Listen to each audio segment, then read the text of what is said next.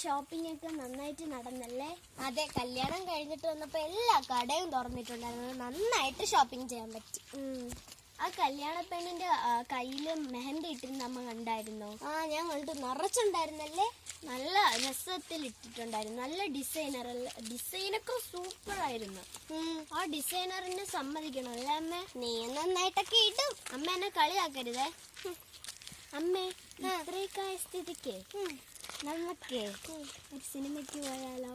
ഇത്രയും ദൂരം വെയിലും കൊണ്ട് ആകെ തളർന്നാ വന്നിരിക്കുന്ന പൊന്നു. ഇനി ഇപ്പൊ സിനിമ കാണാനൊന്നും എന്നെ കൊണ്ടുപോയ. അമ്മ പ്ലീസ് അമ്മേ, അടിപൊളി കുറെ പടങ്ങൾ റിലീസായിട്ടുണ്ട്. പൊന്നു, നിന്റെ അടുത്ത് പറഞ്ഞാൽ മനസ്സിലാവില്ല. ഇങ്ങോട്ട് വന്നേ. ഇന്നലെ അല്ലായിരുന്നോ നിന്റെ ഫ്രണ്ടിന്റെ അരങ്ങേറ്റം? നീ എന്താ പോവാത്തത്? ഞാൻ മറന്നുപോയി, ശ്രീകുട്ടിയുടെ ആയിരുന്നു. നിനക്ക് ഇങ്ങനത്തെ കാര്യങ്ങളൊന്നും ഓർമ്മയില്ല, ബാക്കി എല്ലാവർക്കും ഓർമ്മയുണ്ട്.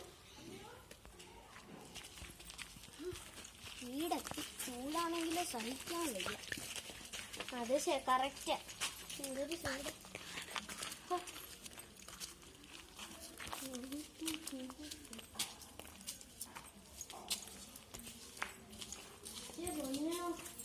ഞാൻ ആകെ തളർന്നു.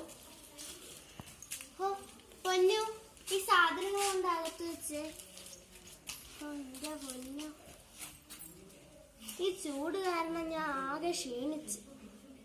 ഇപ്പൊ അമ്മേ, ഇപ്പോഴെങ്കിലും നമുക്കൊന്ന് പോവാമേ. സിനിമയാണ് പറ്റില്ലെന്ന് പറഞ്ഞാൽ നിനക്ക് മനസ്സിലാവില്ലേ പൊന്നു? അമ്മ, വൈകുന്നേരമെങ്കിലും പോവാം. പറ്റില്ല, അത്രേ ഉള്ളൂ. ഞാൻ എന്റെ ഫ്രണ്ട്സിന്റെ വീട്ടിൽ പോകുന്നു. അവളുടെ ഒരു വാശി. എനിക്ക് വാശിയൊന്നുമില്ല. ദൈവമേ, അവള് പോയല്ലോ. തെരുവ് നായ്ക്കളൊക്കെ കൂടുതലാ. ഒന്ന് പോയി നോക്കിയേക്കാം.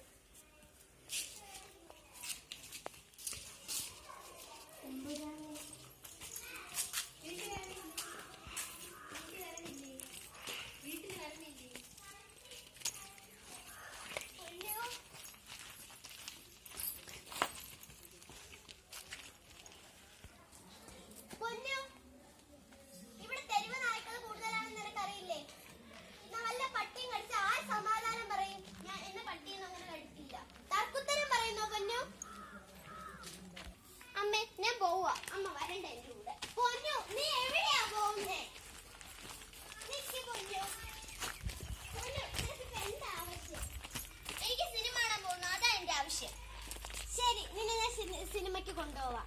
സത്യമായിട്ടും സിനിമയ്ക്ക് കൊണ്ടുപോവാം അമ്മേ? കൊണ്ടുപോവാം. ആദ്യം വന്ന് നീ വല്ലതും കഴിക്കും.